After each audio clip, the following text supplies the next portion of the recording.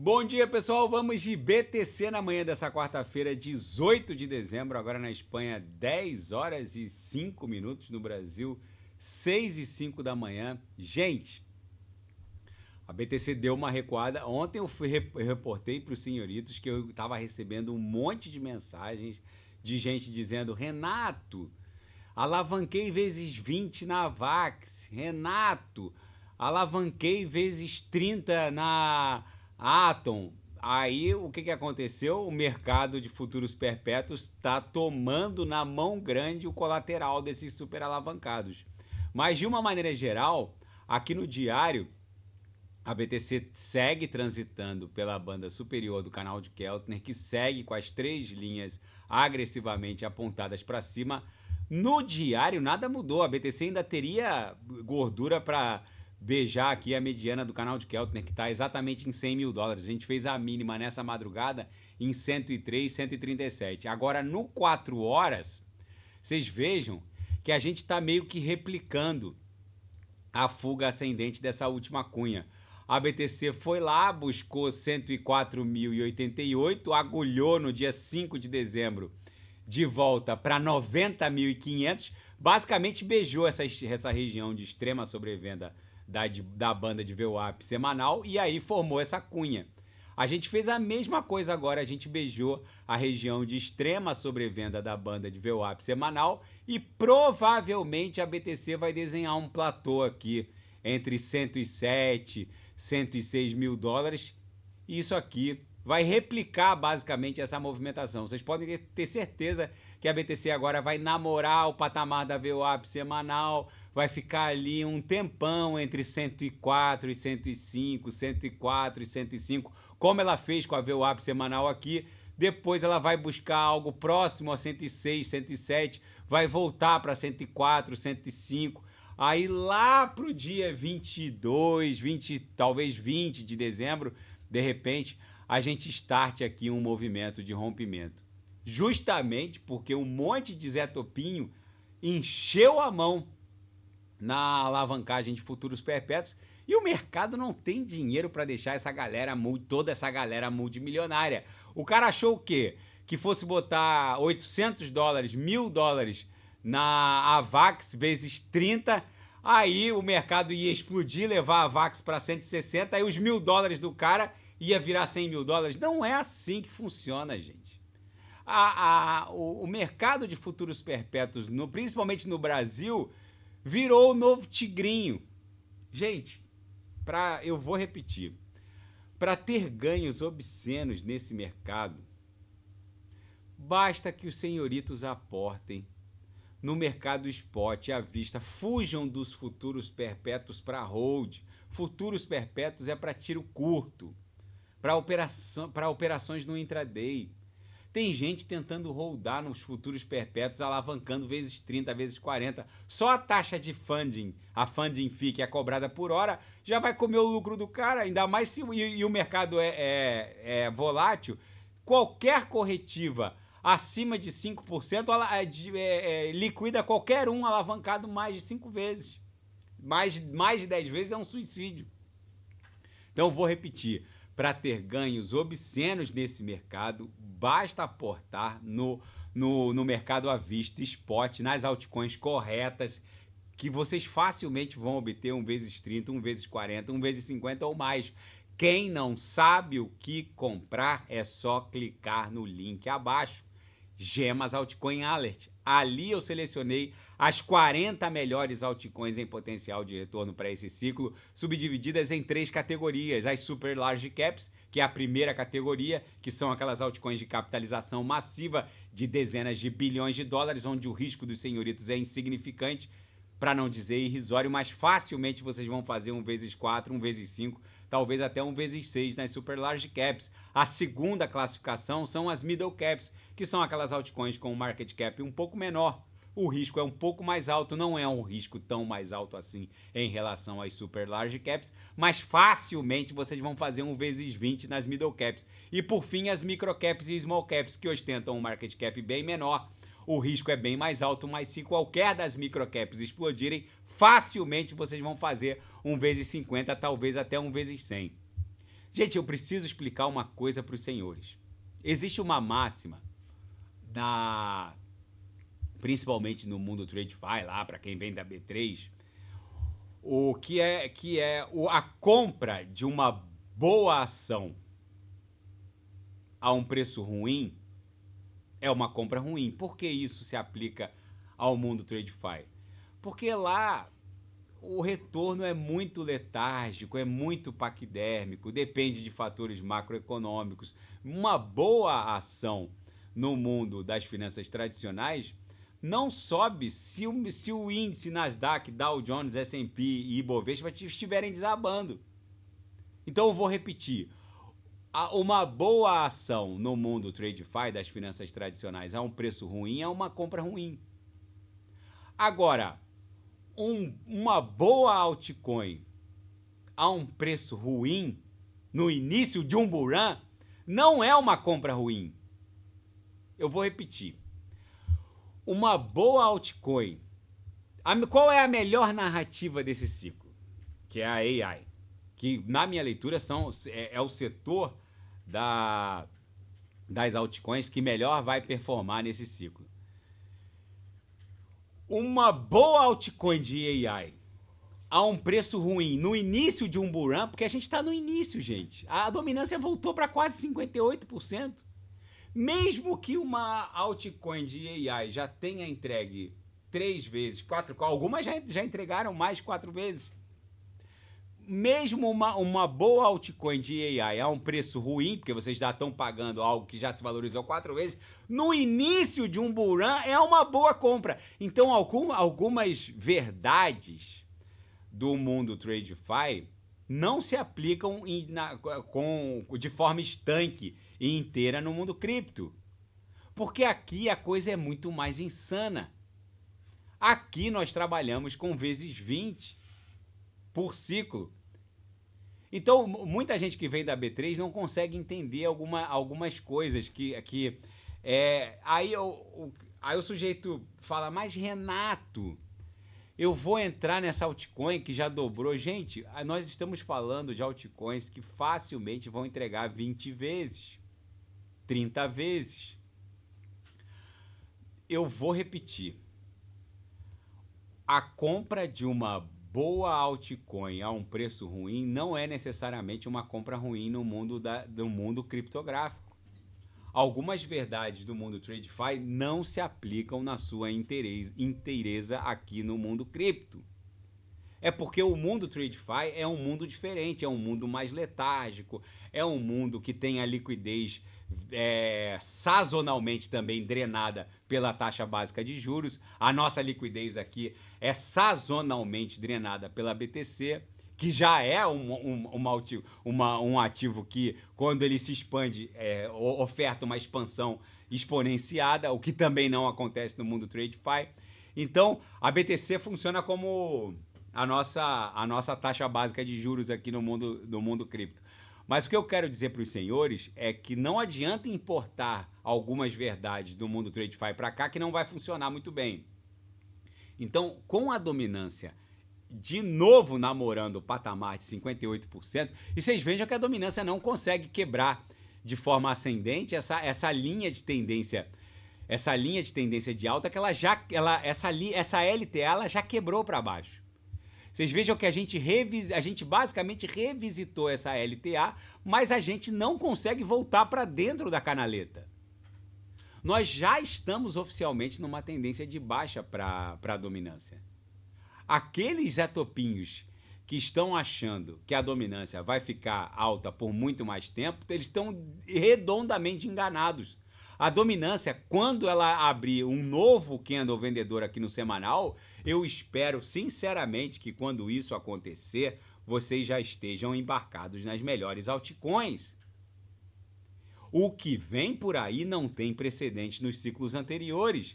Lembrem-se que nos ciclos anteriores não havia esses dutos legais para o aporte da grana institucional. ETF de ETH no mercado à vista, ETF de BTC no mercado à vista. Agora, com a posse do Paul Atkins, indicado pelo Donald Trump na SEC, vai ter ETF de XRP no mercado à vista, ETF de Solana no mercado à vista. ETF de Polkadot no mercado à vista. As pessoas não estão ligando o queijo ao ratinho. Na seara fática, Tether faz parceria com a StableR, que é uma emissora de stablecoin no âmbito da União Europeia, e vai emitir stablecoins pareadas ao euro e ao dólar no âmbito da zona do euro. Aí será Euro-R e USD-R, respeitando a conformidade regulamentar da zona do euro. Gente, não subestimem a quantidade de riqueza que vai migrar para as DeFis. Quando a gente der o refresh aqui na Defilhama, que é um DeFi scanner, né, que mede a quantidade de riqueza bloqueada nos protocolos de finanças descentralizados, não vai ter só 136 bi, vai ter 13 tri. As pessoas estão subestimando a tsunami de liquidez que está se encaminhando em direção aos protocolos de finanças descentralizados. Essas parcerias, elas vão consumir de forma ávida os títulos públicos de curto prazo, não só no âmbito da jurisdição americana, mas também no âmbito da zona do euro. E usuários do Ledger foram alvos de phishing no último final de semana. Gente, não acessem... Como que aconteceu esse phishing? Os usuários do Ledger receberam e-mails que ofertavam aquela chave de recuperação, aquele serviço de recuperação social de chaves criptográficas para casos de falecimento ou invalidez. Gente, entendam uma coisa, não aceitem. Eu acho complicado esse serviço ofertado pela Ledger. Eu jamais aceitaria custodiar minhas 24 palavras com um serviço de recuperação de chave privada. Esse e-mail basicamente explorou esses incautos. O e-mail falava numa extensão da Black Friday, dizia que também um outro e-mail dizia que havia graves violações de segurança na conta do usuário. Aí o usuário clicava, ia para um site muito parecido com o do Ledger e ele basicamente entregava as 24 palavras. Gente, não entreguem as suas 24 palavras para ninguém. Eu acho muito complicado esse serviço de recuperação social de chave privada. Vocês entregarem as suas 24 palavras para um terceiro, para quem vai fazer isso, é melhor deixar no Nubank. É melhor deixar as criptos no Nubank. Porque se vier uma ordem judicial para bloquear, a Ledger vai entregar as 24 palavras para qualquer tribunal. Se vier uma ordem judicial para bloquear, o Nubank também vai bloquear. Então isso não é autocustódia. A autocustódia é aquela onde só vocês possuem as 24 palavras. Lembrem-se da máxima. Lá da época que o Satoshi visitava as redes sociais, que ele saiu das redes em 2011, Satoshi Nakamoto sempre disse: Not your keys, not your coins. Se as chaves não são suas, as coins não, os criptos não são seus. Se vocês vão contratar esse serviço da recuperação social da chave privada, gente, isso é para quem vai fazer isso, deixa numa Binance, deixa no mercado Bitcoin ou no Nubank.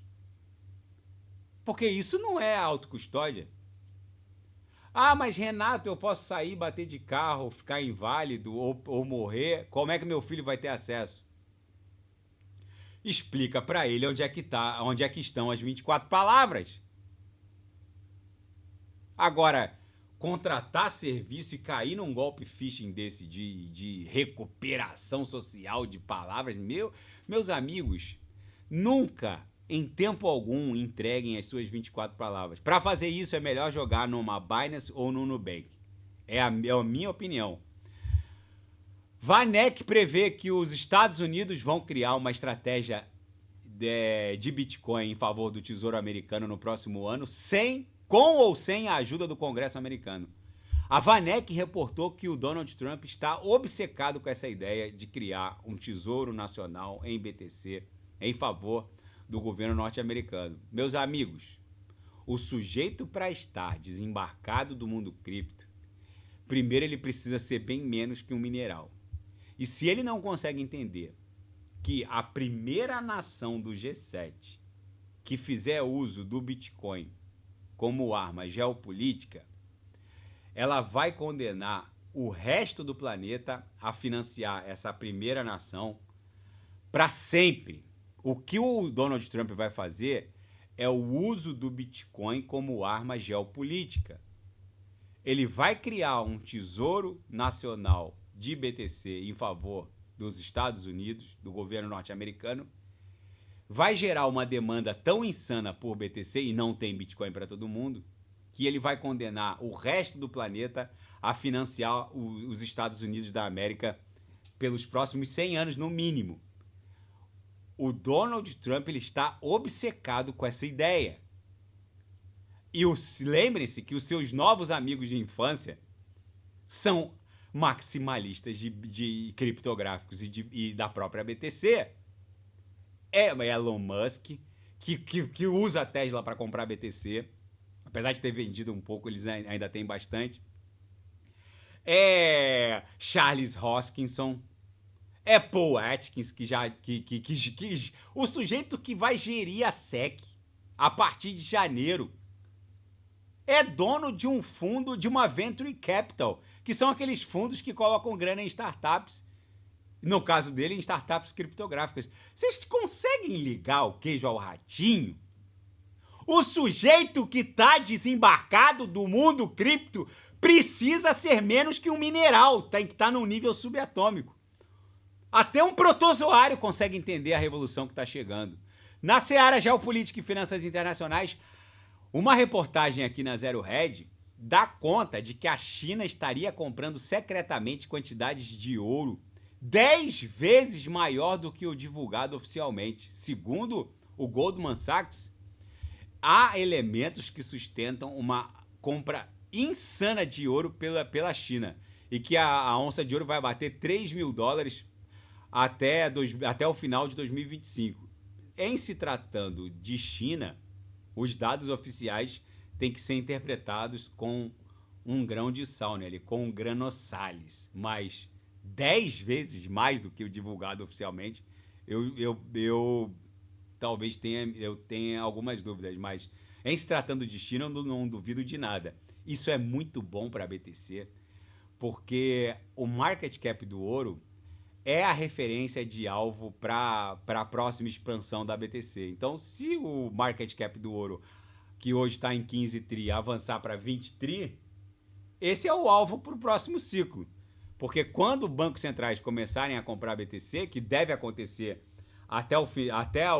já deve acontecer agora no mandato do Donald Trump, mas aí o alvo para a BTC seria 20 tri. Então, se o market cap do ouro for para 20 tri, a gente está falando de um ativo que vai a $1 milhão, que hoje está 2 tri o market cap da BTC. Se for a 20 tri, vai a $1 milhão. Aquela coisa, a BTC a $1 milhão, kkk, vai flipar o ouro. Não vai, porque o ouro também vai a 20 tri. Então o kkk lá do tiozão da Petrobras vai ter que ser engolido a seco. E o enigma da Europa, como financiar os gastos com defesa? A Europa prevê que vai gastar 3% do PIB em defesa no próximo ano. O custo por ano em defesa no âmbito da zona do euro vai explodir para $200 bilhões. Com uma guerra em andamento na fronteira oriental da União Europeia e a Rússia representando uma ameaça cada vez mais latente à Europa Ocidental, e o presidente eleito Donald Trump pressionando para abandonar a OTAN, esse plano precisa ser posto em prática. Lembre-se que o Donald Trump reclamava que os integrantes europeus da OTAN não gastavam o que estava lá no tratado da OTAN, que era 2% do PIB. Agora eles vão ter que gastar 3%. E eu sei como resolver esse enigma. Se alguém me perguntar, imprimindo dinheiro, ou seja, imprimindo riqueza por estados soberanos. Vocês podem ter certeza que a zona do euro vai basicamente imprimir títulos públicos alemães, italianos, espanhóis, franceses. Eles vão inundar o mercado com títulos públicos. o endividamento vai explodir para bem mais de 70%, de mais de 100% do PIB. Algumas nações europeias já devem mais de 100% do PIB. Facilmente a União Europeia vai entrar na espiral da morte, que os Estados Unidos já... É uma situação que os Estados Unidos já ostentam. E a Rússia diz que prendeu o suspeito de assassinar o general de alto escalão Igor Kirillov.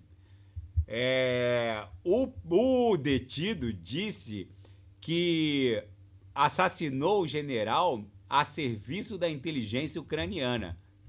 Gente, vocês podem ter certeza que a Rússia não vai deixar barato a morte desse general. Na minha leitura, isso só vai escalar esse conflito. A BTC aqui no diário segue o nosso viés de alta. Muito Zé Topinho alavancou. Muito mineral colocou vezes 20 na Avax, vezes 15 na Solana. Aí, meus amigos, não tem dinheiro para deixar essa galera multimilionária. Foi preciso voltar ali para a base da banda de VWAP semanal e talvez, e é muito provável, a gente esteja promovendo esse fractal aqui, replicando essa movimentação que vai acabar redundando numa nova explosão para 120 mil. Daqui a pouco eu volto, vou fazer a Vax, Kusama, Polkadot, TRX e quem quiser sugerir, é só colocar nas mensagens abaixo. Grande abraço, até daqui a pouco.